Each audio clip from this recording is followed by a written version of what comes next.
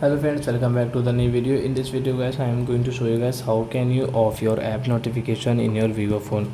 Guys, you want to off your app notification, so guys you can off.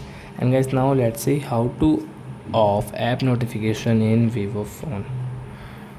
So friends, let's see how to off. First of all guys, open your phone setting to off app notifications.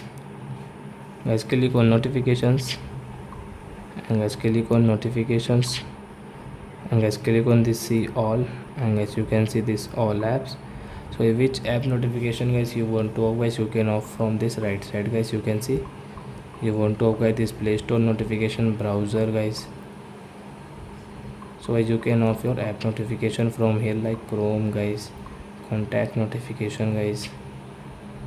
So you can off your app notification from here guys, maps notifications. So you can off notification from here in your Vivo phone. So I hope friends you have understood how to off app notification in Vivo phone. So that's it guys, thanks for watching my video. Now we will meet our next video with new topic. Before going guys, please go and like my video, subscribe my channel. Bye bye friends.